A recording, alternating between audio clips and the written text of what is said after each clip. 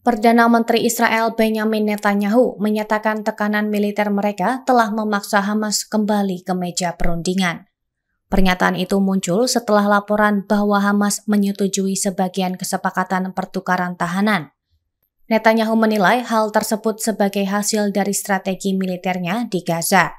Dalam kunjungan ke Komando Divisi Gaza, Senin 18 Agustus 2025, Netanyahu menyampaikan apresiasi kepada tentara Israel. Ia menekankan tekadnya membebaskan semua tahanan dan menumpas Hamas. Menurutnya, pengumuman Hamas menunjukkan perubahan kebijakan setelah Israel merencanakan pendudukan kota Gaza. Namun, ia menegaskan operasi militer akan tetap berlanjut.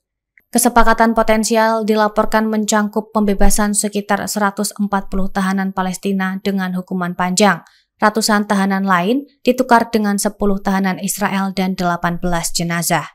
Rencana itu juga mencangkup penarikan sebagian pasukan Israel dari Gaza dan gencatan senjata selama 60 hari.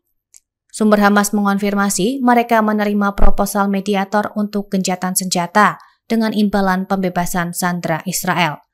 Proposal itu menetapkan jalur aman bagi bantuan kemanusiaan dan penarikan sebagian pasukan Israel dari wilayah yang dikuasai. Mesir, Qatar, dan Amerika Serikat disebut akan bertindak sebagai penjamin dalam kesepakatan tersebut. Saluran 14 Israel melaporkan perangkat peretas militer dicuri dari unit khusus tentara Israel. Perangkat itu diduga digunakan dalam aksi kriminal, termasuk perampokan brankas dan pompa bensin. Insiden terbaru terjadi di Dimona pada Senin 18 Agustus 2025 dan menyebabkan kerugian hingga ratusan ribu shekel. Laporan menyebut pencurian senjata dan perlengkapan militer di Israel sudah berlangsung bertahun-tahun. Banyak senjata kemudian jatuh ke tangan kelompok kriminal, bahkan diselundupkan ke tepi barat.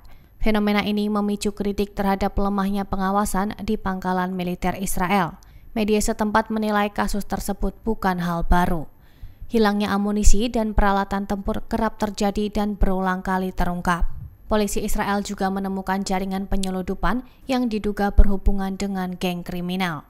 Pemerintah Israel menghadapi tekanan untuk memperketat pengawasan agar peristiwa serupa tidak terulang. Perdana Menteri Israel Benjamin Netanyahu dilaporkan memberi sinyal tidak menutup peluang kesepakatan penyanderaan parsial dengan Hamas.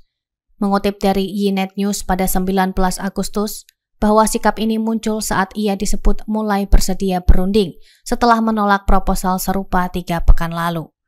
Melalui pertemuan Kabinet Keamanan, Netanyahu tidak secara tegas menolak kesepakatan parsial. Meski sebelumnya, kantornya menegaskan Hamas akan dikalahkan dan opsi itu tidak dipertimbangkan. Ia menyebut pemerintah sedang menuju keputusan penting terkait sandera.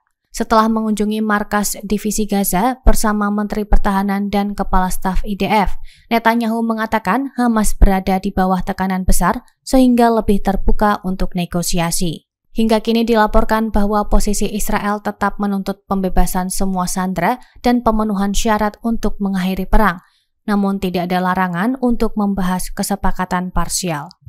Download Tribun X sekarang.